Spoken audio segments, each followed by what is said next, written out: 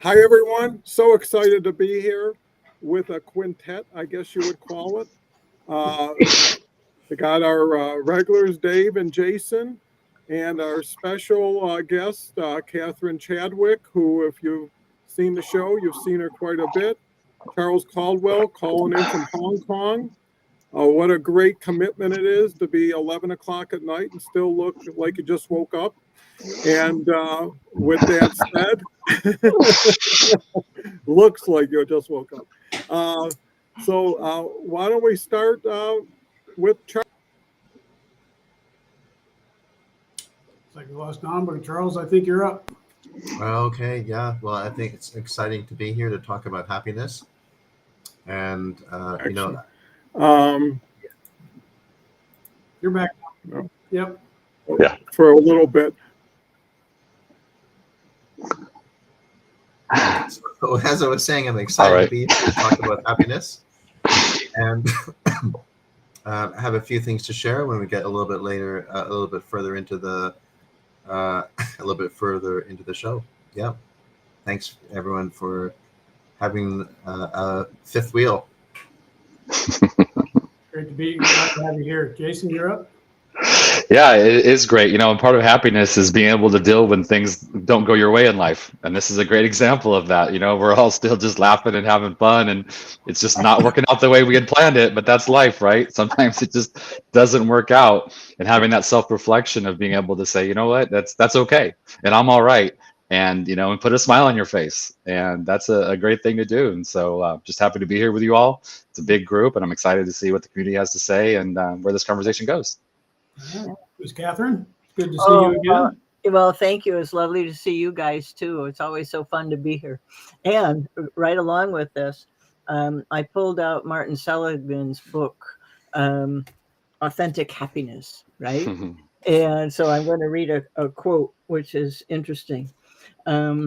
It says, pessimists have a particularly pernicious way of construing their setbacks and frustrations, right? They automatically think that the cause is permanent, pervasive, and personal. And optimists, in contrast, have a strength that allows them to interpret their setbacks as surmountable, particular to a single problem, and resulting from temporary circumstances or other people. Pessimists, I have found over the last 2 decades, are up to 8 times more likely to become depressed when bad events happen.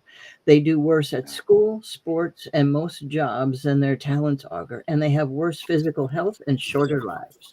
And it's just like, wow, that's a lot to think about. That's absolutely right, Catherine. I think you just laid right into what I was thinking. I think it all ties in here. Is Don's back, I see, but let me just go with my thought real quick. Is when I saw the word happiness, I jumped up a little bit in my chair because it was a very great topic that I have a lot of desire to talk about today. I'm actually excited more so than any other day. But to your point, Catherine, I think it builds on is that happiness is an internal function. And to Jason's point, if we're dealing with an external stimulus that's negative, but we're able to find something internally to make happy about it. And where I go with that is a lot of us look to some external validation. I'll be happy when I move, when I get a new job, when I get this new item or something I can tangibly touch. And that's a fleeting experience. Our dopamine jumps, our happiness hormones or chemicals go high, and then we come off of it. And then we're seeking something more validation, greater validation externally again.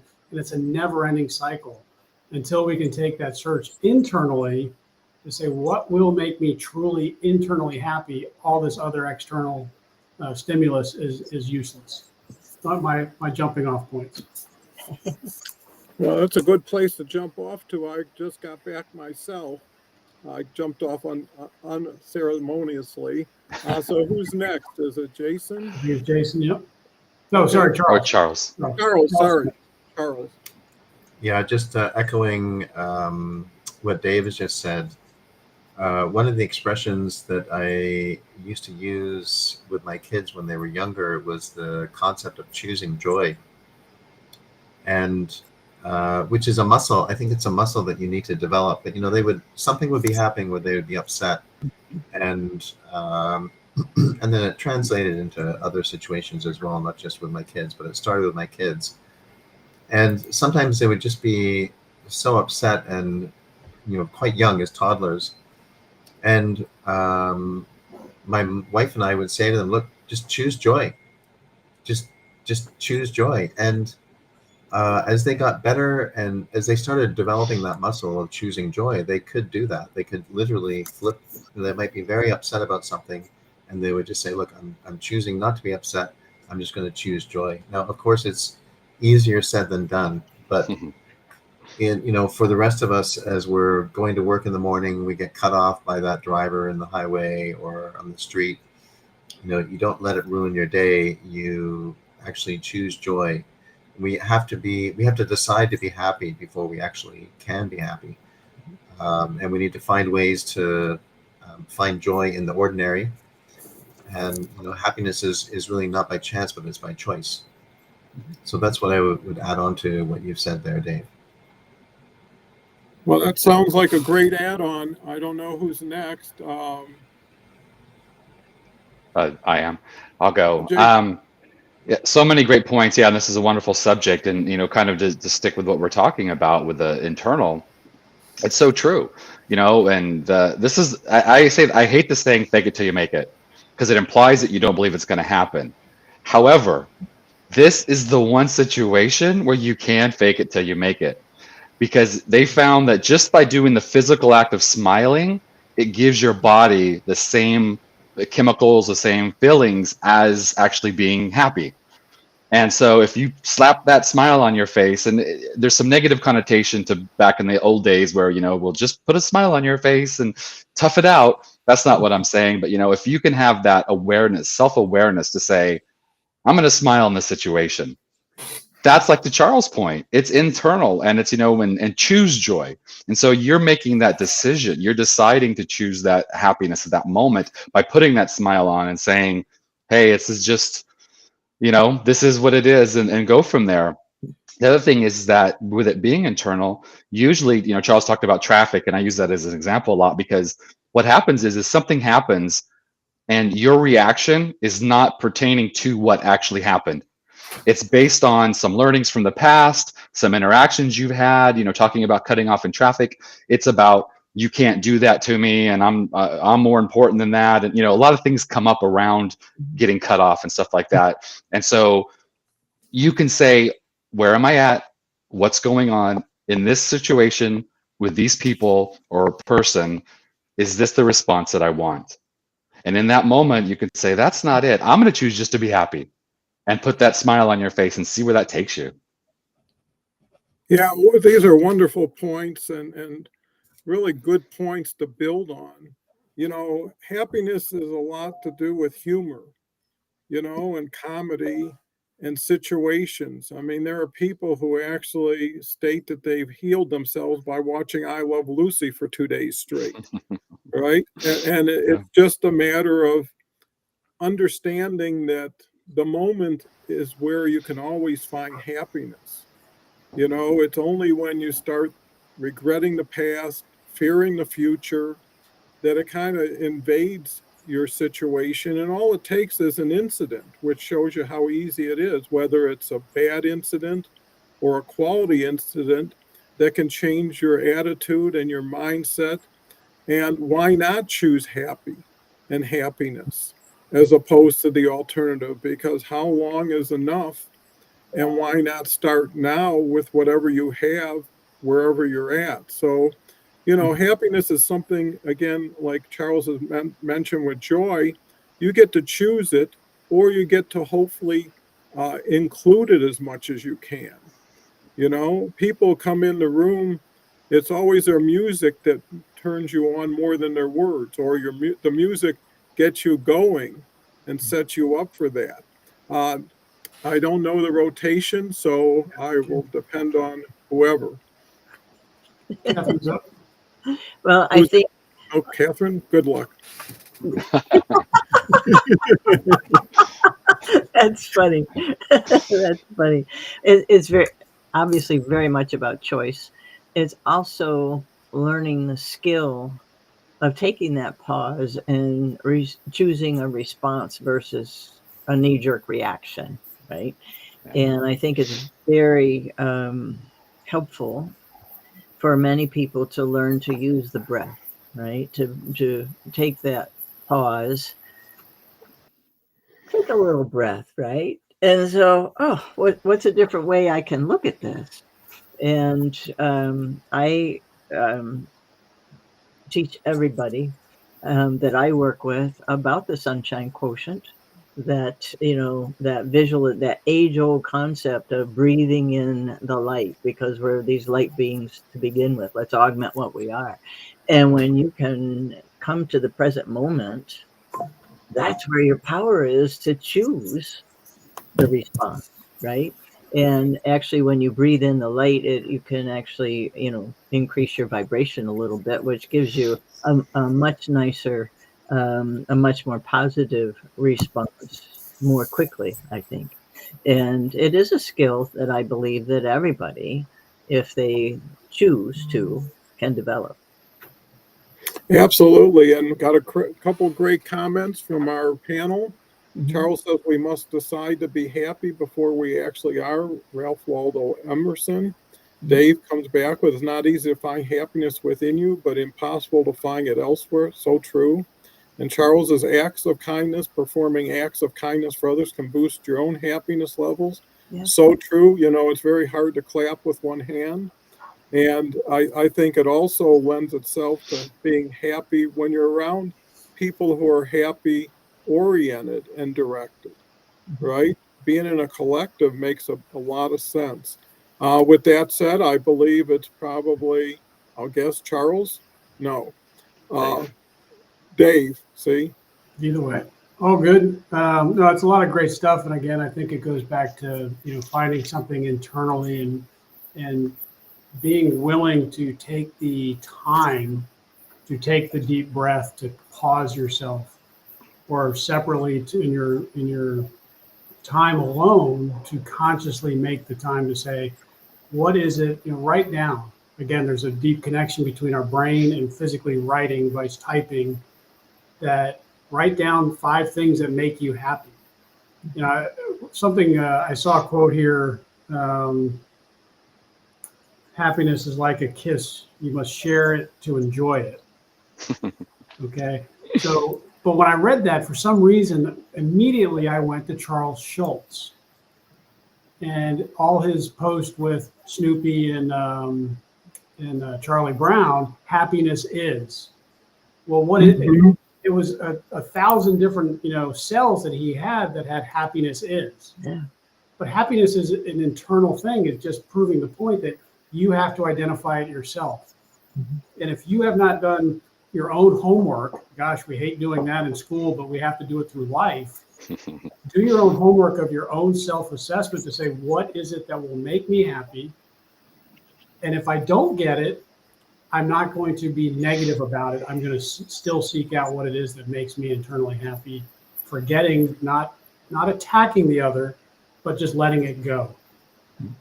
The best, there's I hate to admit how much I watch The Big Bang Theory, but I have it on in the background through the day, sometimes in the evening rather. And one of the best lessons that they taught was, think of an imaginary pen and just let it go. But the same thing with any negativity in our lives. We just got to let it go, but we have to consciously do so. We can't just say, I'm going to be angry with it, or I'm just going to let it dwell in my heart and my mind. I have to let it go. And that's where I fall on that. Great. I can only guess Charles. Yeah. Down to one of 2. Yeah, if we take a moment to look at what the source of happiness is, unhappiness is, Dave's already mentioned about how people tend to look to others for fulfillment, and if they do, they'll never be fulfilled. And if happiness depends on external circumstances, people will never really be happy with themselves. They need to be content and rejoice in the things that they have. But another thing that I think sometimes people forget is that much of the stress that people feel and the source of unhappiness doesn't come from having too much to do, which is definitely an issue now in today's society. People feel an element of being overwhelmed, and everything's getting faster and faster and faster. But sometimes the source of being unhappy and failing to be able to choose happiness comes from being unable to finish what they've started. And so one thing for people to bear in mind is this concept of completion. Mm-hmm. And even if they have things that they're not going to finish, they should finish that they're not going to finish it and let something go, and not be carrying it around like, oh, someday I need to get back to that project and finish up that project, because those internal conflicts can really be the source of a lot of unhappiness for people and can prevent people from choosing joy. Perfect. Jason. So, kind of going a little bit sideways here for a second, but I think to build, I'm taking a course. I've taken a course and I just retook the course on the meaning of life. And in there, they talk about all different East-West and stuff like that, and all these different people and all these great minds of the world and from the past. And they're talking about Socrates through Plato, talking about happiness. And I'm going to probably mess up how to say this because I wrote it down even to make sure I got it close as possible. But eudaimonia is the term that they use. And that's about happiness, but it's virtuous and moral life, good spirit, flourishing and living well. But one of the things that he talks about is question what you know. That's kind of what Charles was talking about, go inside and question what you know, question how you react to these things, and what's this coming from? Where is this? And that's the end goal, is to live that life of and that ends up being happiness. And so we have all these ways of looking at it, and it's so simple. I have a friend that's, she's working on her mental health right now. Some stuff have come up, and so she has some challenges, and she's working and she's doing the processes and everything, and she's got a lot of support, including myself. But she has this show that she loves that's on. It's a Canadian prank show, but it's not like the YouTube prank shows. It's really silly, goofy. It's Canadian, like I said. So it's really in the good spirit. It's called like The Gag Show. And it's just silly. And I watch it sometimes and I'm like, okay. But she just breaks up. She watches that show and it just busts up laughing, just deep belly laughs, and just really enjoys it. And just no matter what's going on, I know if that show goes on, that she can actually find some happiness and some joy. So it's finding those things, and it's reminding her that her happiness is within her and she can find it. And so those are great reminders, talking about Peanuts comics or reading something, and it's internal, but sometimes the external can stimulate that in a positive way as well. We're talking about negative stimuli, but also in a positive way. And that just reminds us to come home where happiness truly resides.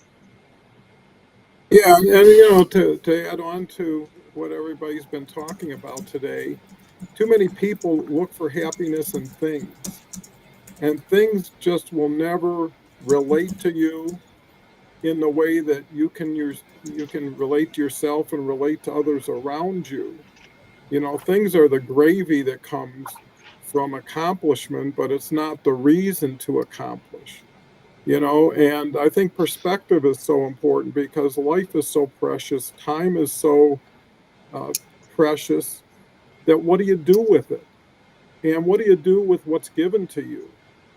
And sometimes I always, someone told me, when you turn frustration into fascination, everything changes with it. And some things will happen to you and it's really shocking and really takes you off guard, but you can chuckle at it. You can laugh a little bit. You can lighten it up. You don't have to load on, and eventually you have to move on. So how long is enough to be in despair, to be unhappy? When you just get back on your feet, they say it's not how many times you fall down, it's how fast you get up, and start over again. You started over at one time in your life, many times, it's just different circumstances. And usually the strange is the most scary. When you're used to something, you can anticipate it. I've been through this before. Might be difficult, but I know the process and I know the time frame, and that's really important to you. Catherine? Well, a couple of things came to mind as you guys were talking.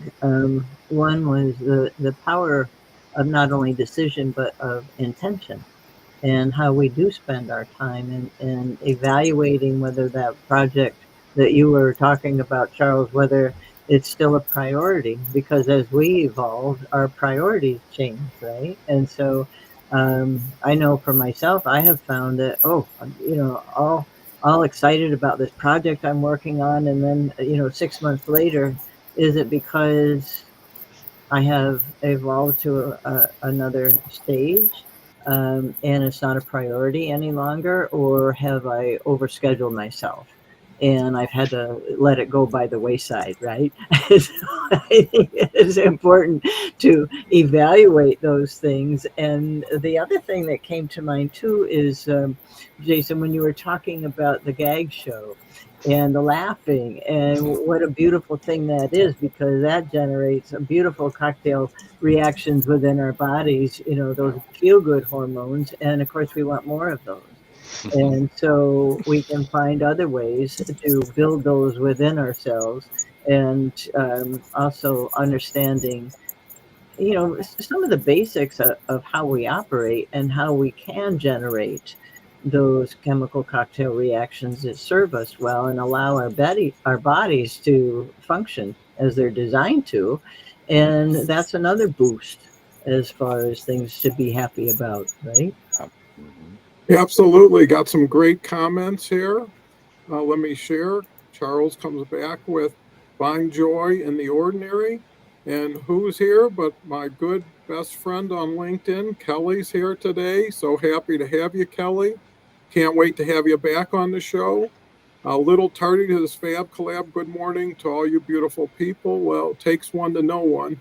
So again, it's always Kelly. It was so instrumental in getting this show off the ground. And when I was doing every day of the week, sometimes Kelly was doing 4 of those days just to be there with me. So I can't thank Kelly enough. So appreciate you coming together with us and sharing your comment, Kelly. With that, I guess if it's Catherine, then it must be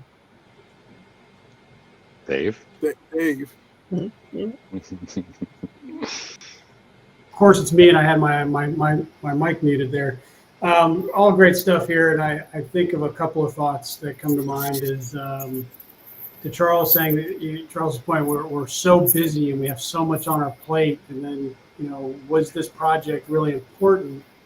I think if it's truly something that makes us happy, it will always be there and ready to make us happy, and we'll want to continue it. If it's you have to do that analysis again, that internal structure of does it really make me happy anymore? Then it can fall by the wayside. And yet I still think that so many of us put pressures on ourselves, realizing it or not, that detract from our happiness. And I'll go to a point. I have a very close friend, an old chief petty officer of mine, who still works for the government, and she is working herself to the bone, 60 hours a week.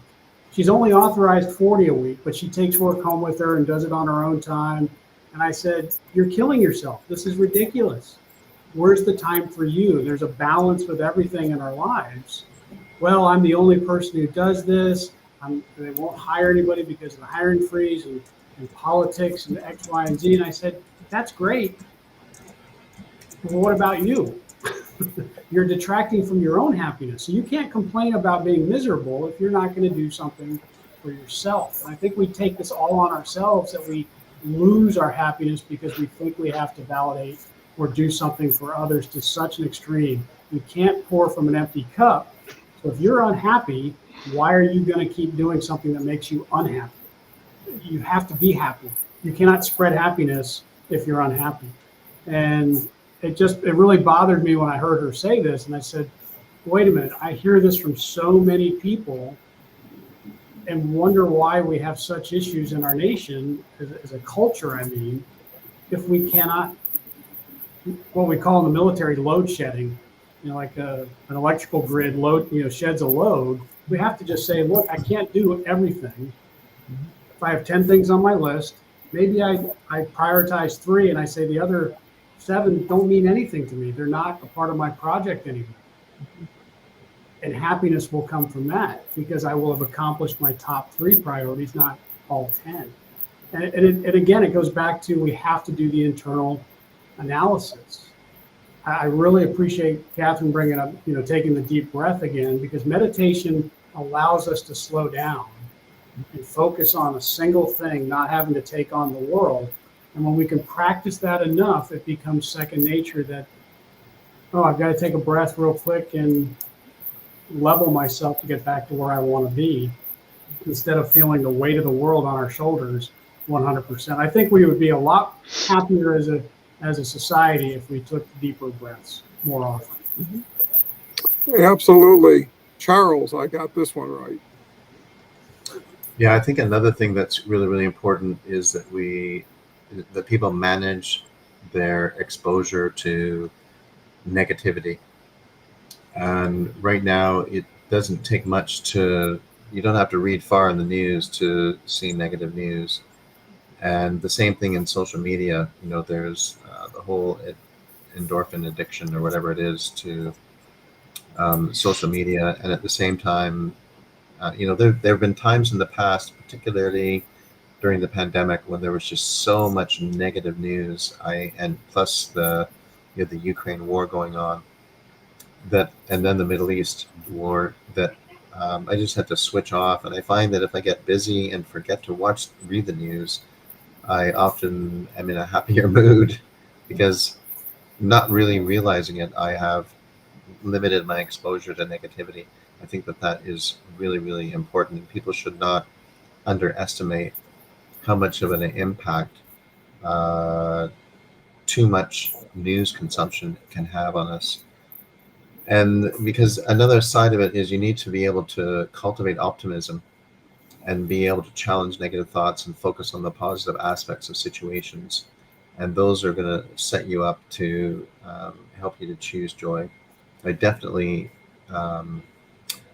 recommend the mindfulness and the ideas that you suggested, Catherine. I think that's really, really important, along with spending time in nature, getting exercise, connecting with loved ones, practicing any form of self-care.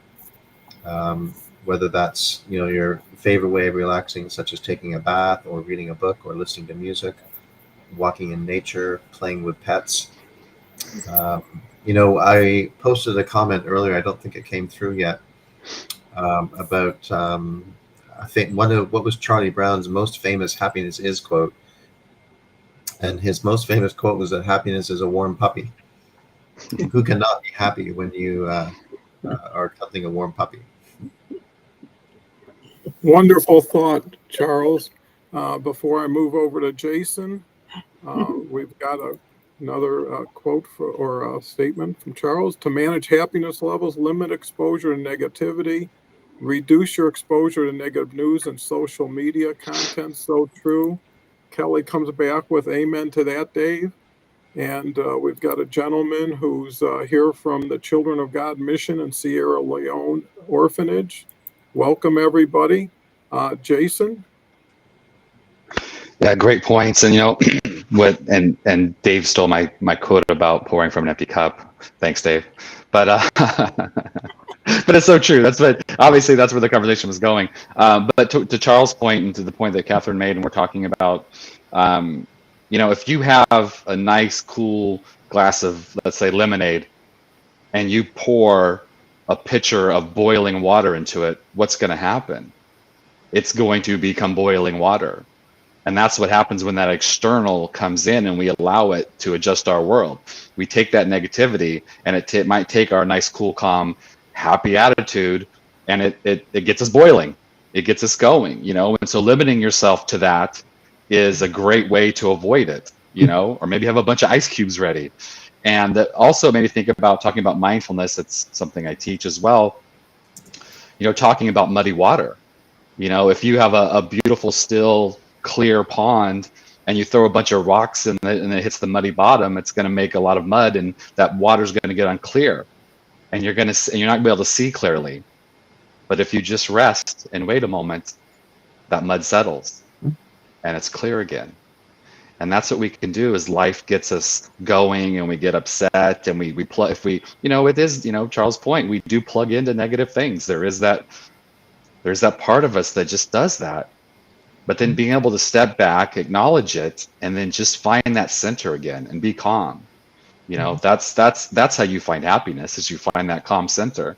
And I just want to say, I was thinking about Kelly. It's so great to have her, back again. I was thought about her a lot lately, reaching out to her. I haven't talked to her in a while, but, to the point about smiling, she always shares that story about, that saves someone's life, is just sharing a simple smile with somebody that maybe was having negative thoughts, maybe was in a very bad place, and just that one act of kindness helped them.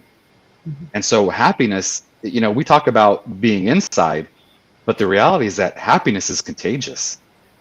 And if someone smiles at you or someone is happy, it's hard to be sad. It's hard to be that. There are abreactors. There are people that'll be like, screw you, I'm mad. And life is tough. I get that. I'm not saying you have to be happy all the time. Emotions are great. They tell you that something's going on.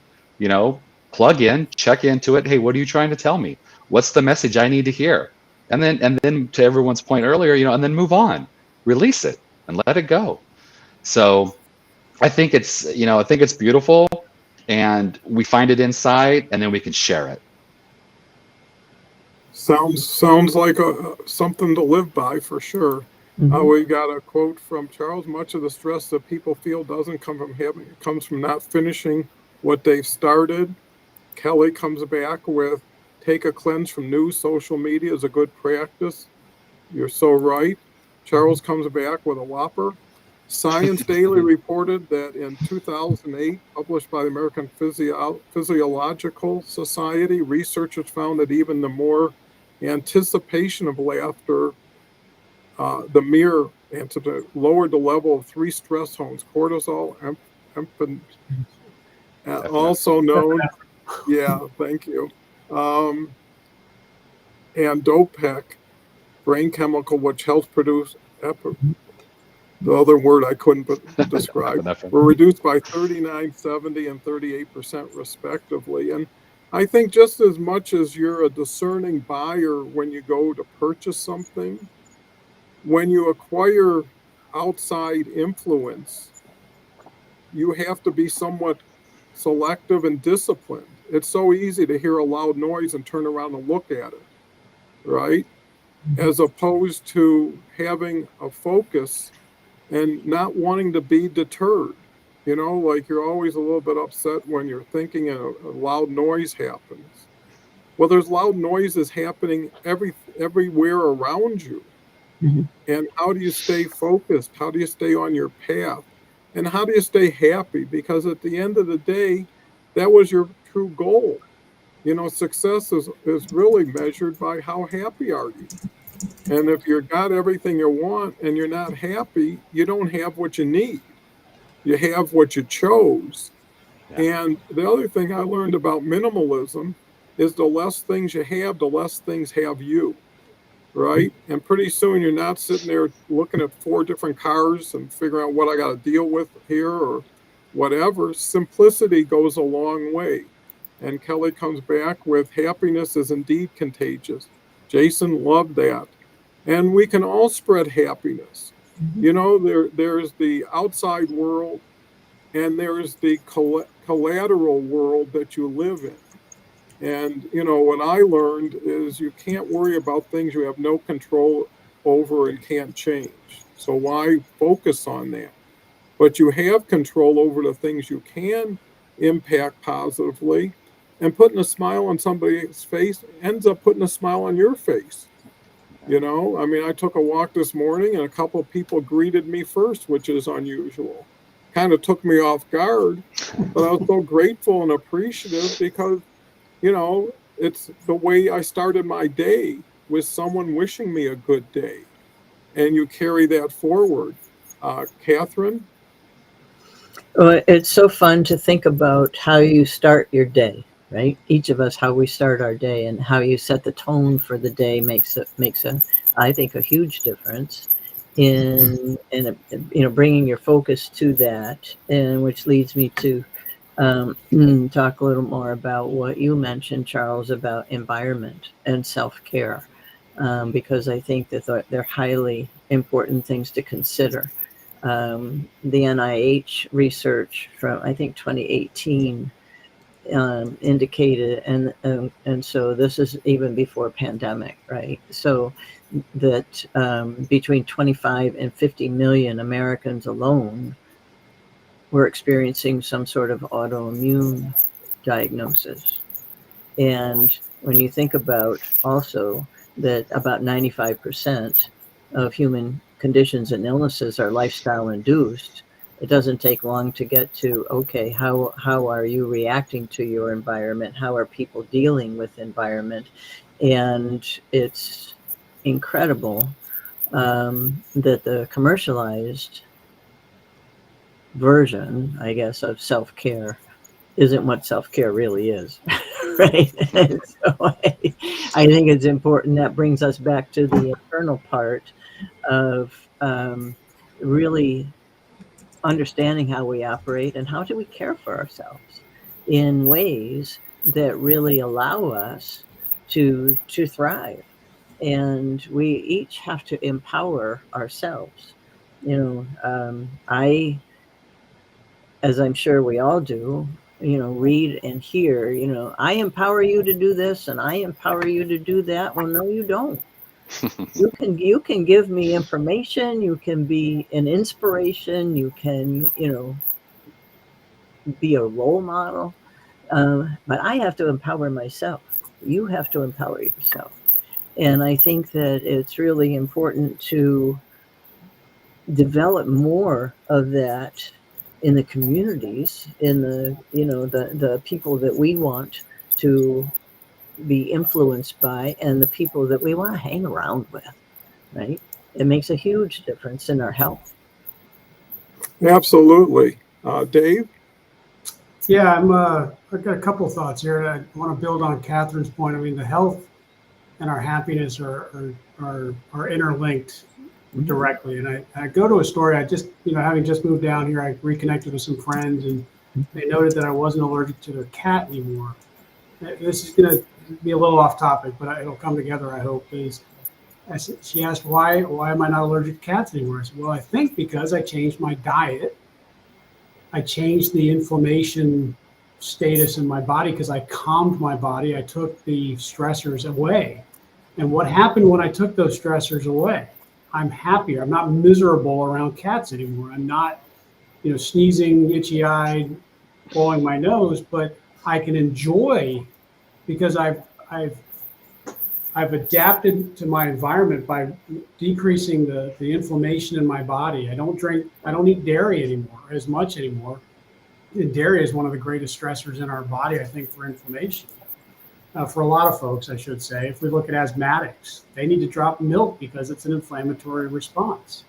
That then we get the ultimate point being happiness. Because I changed my external environment, I changed those things that were coming into my body, physically and metaphorically. I decreased my inflammation, and I can enjoy life a lot better. I think I'm building on Catherine's point that we have to take care of our own health, and that includes our diet, our exercise, our mindset, and we will find happiness. And I found that I like cats more because I can hang out with them longer. And I'm going to jump ahead if I can, Don, and I see Charles's comment here about 90% of our happiness is determined not by our genes or environment, but by our perception of the world. And while Catherine was talking, you may have seen me tilt my head as I was reading it and going, but our perception of the world in a lot of cases is determined by our environment, the news, our parents, our friends. So I kind of scratched my head at that one, Charles, a little bit, and I'd like to discuss that with you at some point if we have time. Well, sounds like a winner there, Charles. Yeah, and there was a really long study that was done by Harvard University, and which was one of the longest studies that they've ever done. where that they show that health and happiness go hand in hand. And I think that this study, excuse me, went on over nearly 80 years. And they tracked a number of Harvard graduates and did this longitudinal study. And then over time, they expanded the number of people participating in the study because they had a idea that they were onto a good thing. And then I think at one point, they had expanded it to about 1,300 people. But what they were identified in the study is that there was a huge correlation between health and happiness, and that a big factor in that was community, and making sure that people were connected to communities. And I think that communities could include family. So if people were strongly connected to their family unit was intact, then that was one of the first steps around community. But then it went beyond that and looked at larger communities, such as being involved in volunteer groups, being involved in church groups, being involved in a whole physical activity groups. All of these aspects contributed to long-term happiness, which was a huge piece of that study. That's interesting. Jason? Just to go back to Dave's point real quick, because it's a world that I live in and teach about and talk about and help people with. There's a quote that I wanted to share about, because you're talking about but our perception of the world, but isn't perception, the quote is, perception is high-speed automatic thinking. And so what perception is perception is based on your past experiences. So perception is not based on the reality of what's being told you. It's based on your rules and your filters from the past of how you perceive the world. Right. And so that's where that comes in, to where if it's a part where if you're negative inside, you see the world as negative outside, and so you're attracted to those things. And I've shared this before. We've had a lot of conversations where there's a Maharishi that they asked him, well, how could you be at peace when there's war and there's famine and there's violence in the world? And he said, well, in my world, that doesn't exist. And he wasn't putting blinders on and not acknowledging it, but he doesn't invite those into his world. So instead of war, he looks for peace. Instead of violence, he looks for peace, and he looks for balance, and he looks for harmony, not looking for all that stuff that's external, that's negative. And so that's the way that if we change that perception, then we perceive our world. Einstein has a saying about, do you have to decide whether it's a violent world or something like that, or violent or a happy universe. But anyway, it all pertains, because it's like we talked about. It's all about how the external becomes internal.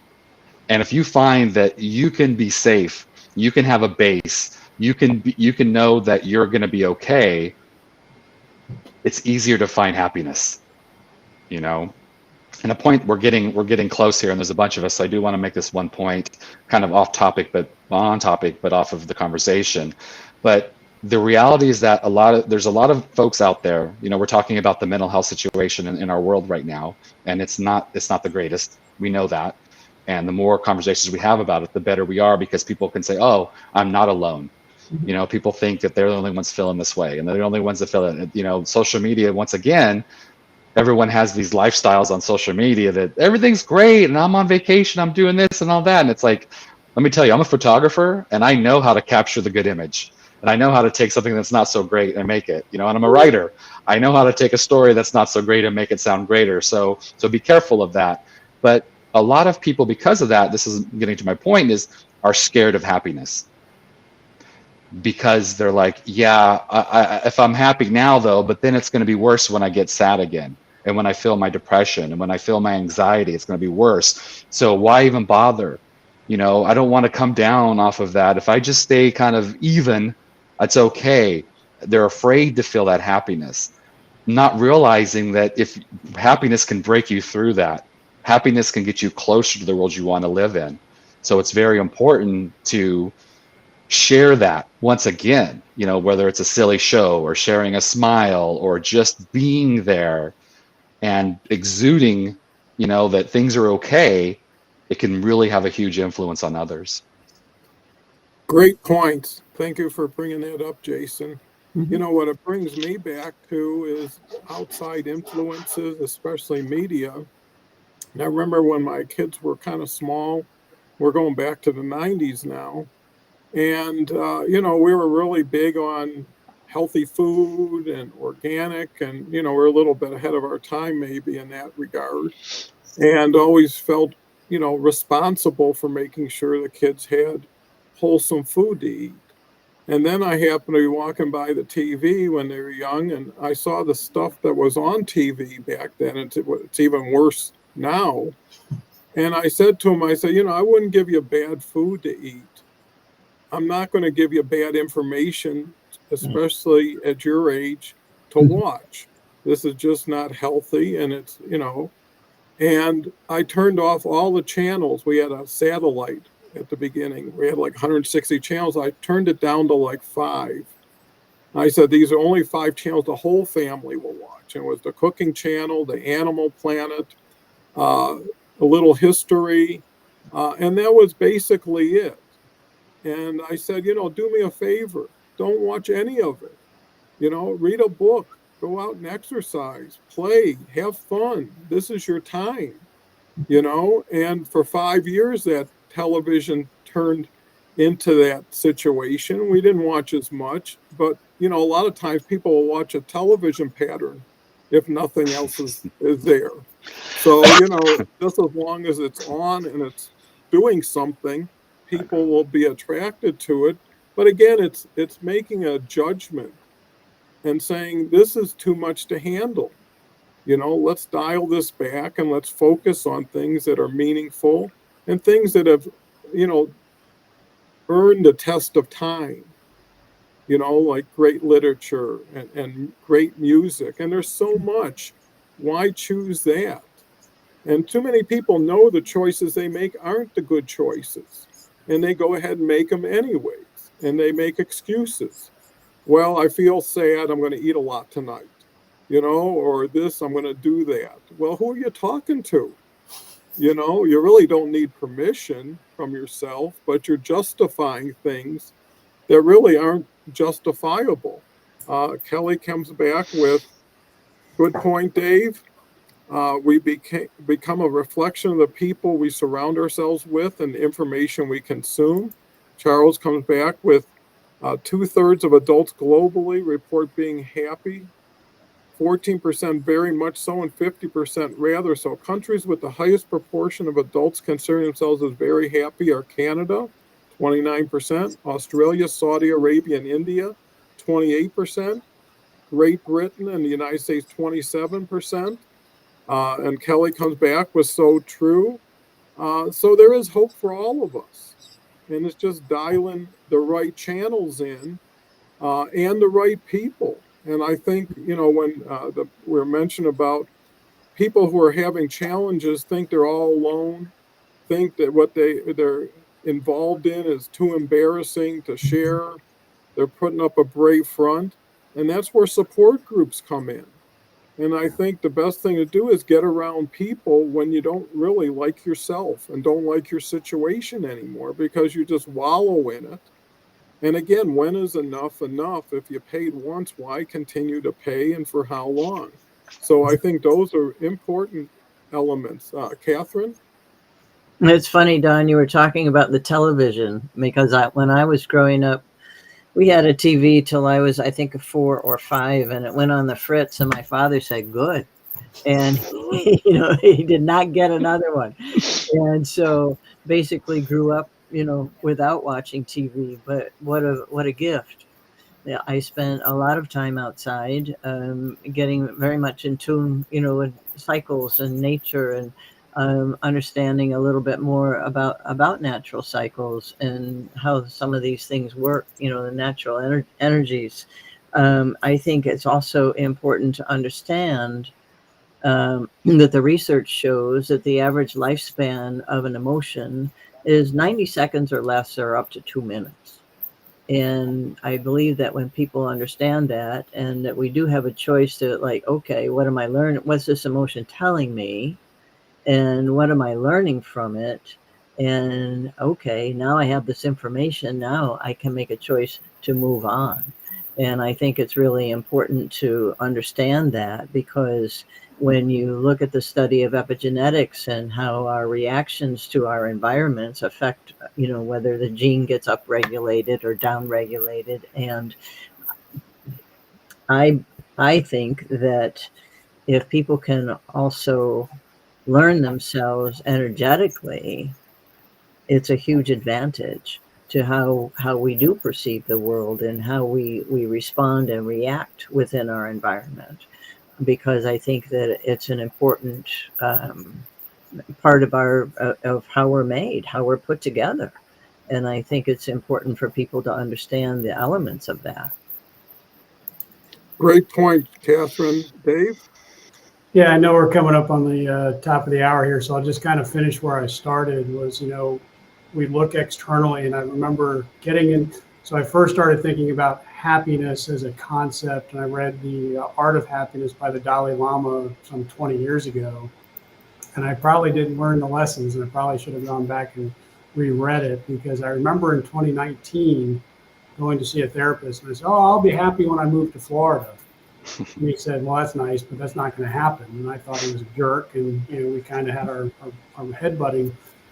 But the next therapist I saw, for different reasons, it wasn't because of that I didn't see him, but she took me aside and said, "I want you to read Dan Millman's book, The Way of the Peaceful Warrior." And I know I've brought that up many, many times over the past year and a half with you, Don. And it really gets to the power of now. Where are you? I'm right here, right now. There is no future. There is no past. I'm only at this moment. As fleeting as it is, I'm here.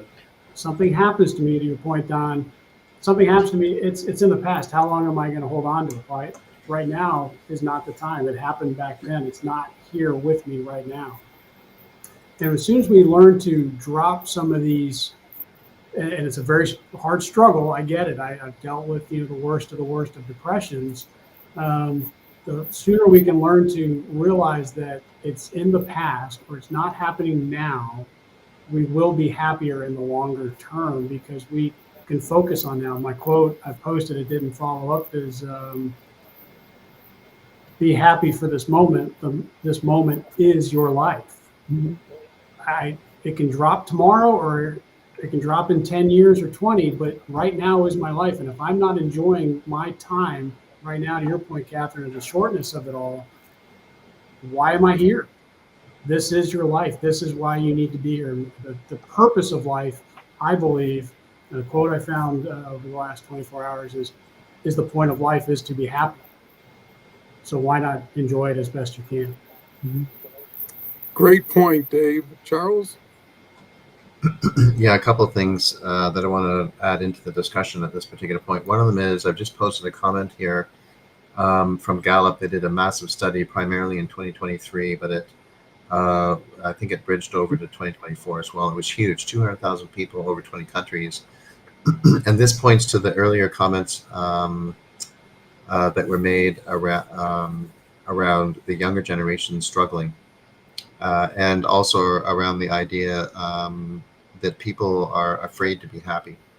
And it starts to turn into a self-fulfilling prophecy, and a vicious cycle. And I think that what I want to add into the discussion is, I think that I'm not disputing the data here about what Gallup has learned. This is just one of many studies that shows that the younger generation is experiencing being disenfranchised and being compromised, and that the future doesn't, they look out at the future and they don't see optimism or hope necessarily, or a number of them don't. But I think that what can we do to impact that? I think that this demonstrates the importance of mentoring. Mm-hmm. So that the people that do see hope, the people that do see the sun coming up on the horizon, the people who see the opportunities, the people who are able to choose happiness, they have that muscle, they're able to see the gratitude. Your comment, Dave, about The Way of the Peaceful Warrior, I'm not sure if it was in that book that it said, there was a quote, "Wherever you go, there you are." Mm-hmm. Yeah, I think. And so, where I think the role of mentoring can have a huge impact on helping the younger generation build up the resilience muscle so that they can start to see the future looking brighter. They can start to see hope. They can start to get their head around the things that they do have control of that help them generate happiness and help them generate opportunities, whether that's within corporations or whether that's entrepreneurialism. They can see that the digestion of too much negativity, whether that's social media or the news or being around the wrong people, that all or the wrong substances, all these things can, from a mentoring perspective, are ways that we can positively impact people that are struggling, but especially the younger generation, because the statistics show that they are definitely struggling. Very, very good points. Thank you, Charles. Jason? And I'll leave with this as we talk about the meaning of life and about, this mission we're on. Happiness is an end goal. If someone was to pass away and you go to their funeral and someone was to say, oh, this person was really rich, you could say, well, but were they happy? Or this person was the greatest in their field. They were so intelligent and so smart and they did great things. Okay, but were they happy in life? But if you go to a funeral and someone says, man, this person, they were great. They were always happy. They were very happy. That's it. That's great. They led a great life. They led a blessed life. You're not going to say, well, how much money do they have? Doesn't matter. Well, how much do they achieve? Doesn't matter. But so that happiness, it's because it speaks to how you lived your life. It speaks to how fulfilled you are or how fulfilled you felt. Gratitude for the things. Someone I think mentioned gratitude earlier. Gratitude for the things that you do have, not always looking for what you don't have. A lot of things tie into that being happy. And I think that's a great way to wrap up for today. Yeah, that's an excellent way, because I was thinking the same thing. Is I've been happy with less and I've been unhappy with more. So there's really no relationship between what you have. It's who you're with, what you're doing, what you're looking forward to. Is tomorrow a better day in your mind? And that way you can forgive today and yesterday. The other thing we talk about self-care is forgiveness, self-forgiveness. If you're looking for other people to provide that, it's never going to be sufficient, but you can do it right now. You can accept responsibility. And I think that's another thing. Take accountability. Say, yeah, I keep blaming everybody, but what does that do? And they're not even here, And, I saw Warren Buffett, who was one of the richest men in the world, and he still is to some extent. He said, in the early days, I used to think accumulation of wealth was success. Now, in my later days, I find it's the people I've touched the most in life that have made me the richest. And, too many people have to learn things when they get too old to actually apply them. And if we can adopt those things from people who've already been there, done that, and build joy. I think Charles brought that word up, and that'd be a good word for another conversation, is be happy for just being alive. Be happy for what you've had. Even if the future may not be bright, there's so much in the past that you can reflect on, you can focus on. I can close my eyes and see family get-togethers from 20, 30, 40 years ago, and I can almost taste the food at that table now if I focus on it enough. So you have a wealth of resources to draw on. Why am I so unhappy about one thing when I could be happy about so many things? And I think it's a matter of, again, choosing. Kelly says,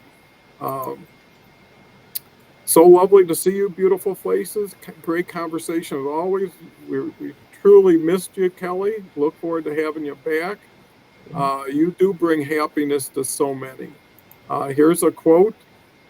Happiness is not by chance, but by choice, Jim Rohn.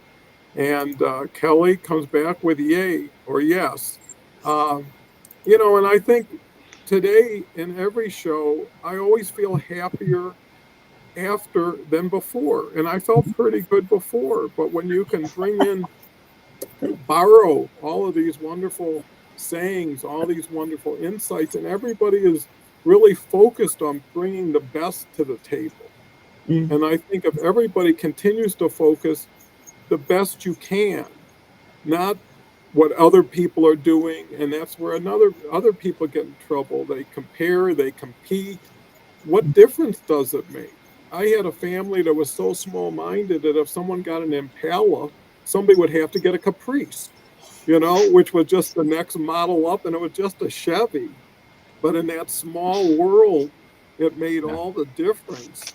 And there's too many people who major in the minors and never are happy. Why? Because there's another car down the road if you want to look for it. So, I'm just so blessed to be alive. I'm so happy. Actually, today is my 47th wedding anniversary. So, Congratulations. and I even share with you that we've actually been together 53 years. So we went out 6 years before that. And, when you have somebody in your life Mhm. that puts you so first in so many ways, it's so easy to be happy, right? Because you owe it to that person to go forward, to continue to come through. And, if there's someone that no matter what happens, still loves you, during the worst times, they're the best people. That's where you really find support, right? Because if I'm good enough for you, I'm good enough. If I can match your standards and I can make you happy, and you go out of your way to one up somebody. You thought that was nice. Look at what I prepared tonight, And what I learned early on is housework will get you anything, you know? So if I get the vacuum out, if I start doing clothes, that's the top of the top. And celebration is important, right? And I think not enough people celebrate. They win, they get the prize. And they're thinking, well, I could have done better, or tomorrow's the next game. We got to get ready for it. It's like, why not stay where you're at? And maybe where you're at is where you need to be. And patience goes a long way. The ability to like enjoy without rushing. How many people eat food and forgot what they ate? They're so busy on the phone. They're so busy talking. They're so busy getting to a meeting. And there's something to leisure. There's something to play. There's something to have in hobbies, and there's something to love in yourself. Sometimes you just gotta look in the mirror and say, "Boy, I am so happy to be with you," in this journey. And the funny thing is, it attracts other people that way. People can just feel it. They can just know there's some confidence there. There's some security. There's happiness. And at a certain point, you get ahead of yourself. If it all ended, you say, I was the luckiest guy in the world, to have what I had. And I think that's important. And when you spread that word, and hopefully this show will continue to be watched in years to come, I consider a legacy for my grandkids that I'd love to have my grandparents, like I say, on a show that I could watch and see how they were in their prime with some wonderful people. And I think it's also opening up for the people coming up. Everybody has to give appreciation for the shoulders that you are standing on who came before you. And just like a relay race, it's your turn to pass the baton when it's ready, and do it with a smile, not with resistance or reluctance. So with that said, couldn't have been happier for a wonderful show. It all comes together at the end. And everybody here has got an open seat at the table anytime. And I think together we really can make a difference with each other, but also from each other. So with that said, want to thank the audience, especially Kelly. It's been a while, but I'll always think of Kelly in the fondest ways, and just a wonderful person, as well as everybody around the table. It makes me excited to know it's Thursday morning, knowing that I'm going to learn, I'm going to share, and I'm going to enjoy myself as much as I can. So with that, Dave, Catherine, Charles, Jason, audience, until we meet again, love you all, and